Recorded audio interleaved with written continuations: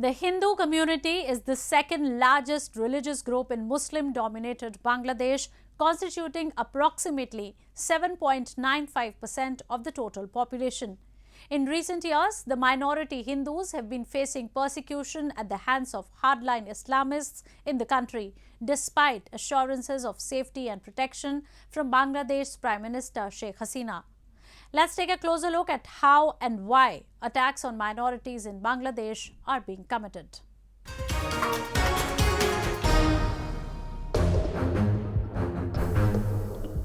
This demolished Hindu temple in Bangladesh's Kumilla district is yet another illustration of festering extremism and intolerance against minorities in the country. 2 Muslim teenagers were apprehended by locals for defiling the idol of the Hindu goddess Kali. Police suspect that both the teenagers committed this act of vandalism at the urging of radical Islamic extremist groups in the region. Another ancient Kali temple was targeted a day after the attack in the Kumilla district. Multiple unidentified assailants, under the cover of night, broke into a Kali temple in the Janaida district. The idol of Kali was found broken into several pieces. Kali মন্দির যেটি রাতের অন্ধকারে কে বা কারা এটিকে ভাঙচুর করে তার মাথা দূর রাস্তায় নিয়ে গিয়ে অন্তত মন্দির থেকে 200 গজ দূরে রাস্তার উপরে রাখছে, যেটা আমরা যারা সনাতন ধর্মাবলম্বী আছি তাদের হৃদয়কে অত্যন্ত ব্যথিত করেছে। বাংলাদেশ প্রধানমন্ত্রীর কাছে আমাদের বিনীত আবেদন, এই ন্যাক্কারজনক ঘটনার সুষ্ঠু তদন্ত সাপেক্ষে এবং বিচার বিভাগীয় একটা বিচার করার জন্য আমি করুণ আকুতি জানাচ্ছি।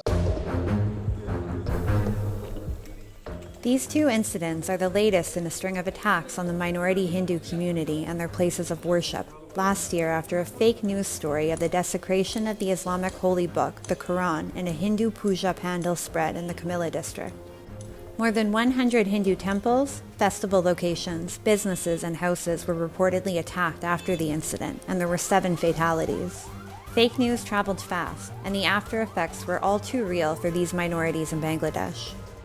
The Hindu community has not been the only minority group in the country to be under threat either. A Buddhist monastery in the southwest part of the nation was also burned down.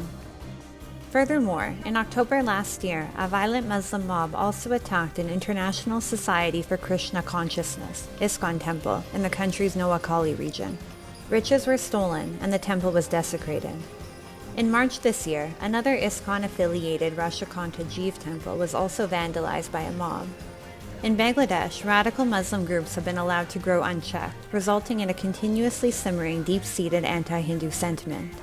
As was seen in the wake of the spread of the false story about the desecration of the Quran in a Hindu prayer area, the slightest provocation, real or imagined, is enough to bring anti-Hindu sentiment to a boil.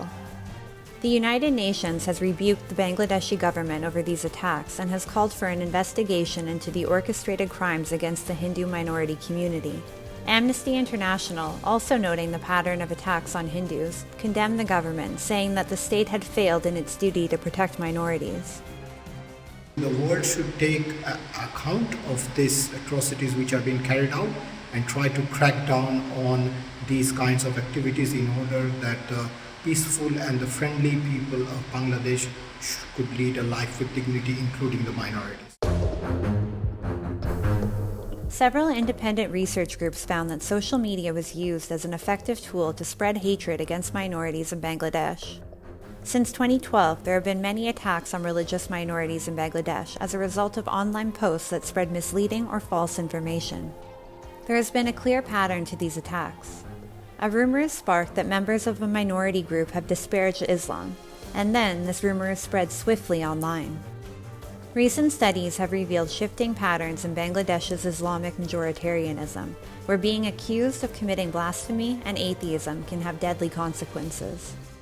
For example, violent Islamists have murdered atheist bloggers, and a number of so-called blasphemous authors, cartoonists, publishers, and bloggers have been forced to reside in exile. According to prominent representatives of many minority communities, the attacks on their homes and places of worship by Islamic extremists also have a financial incentive, with attempts to rob the minority groups of their land and possessions.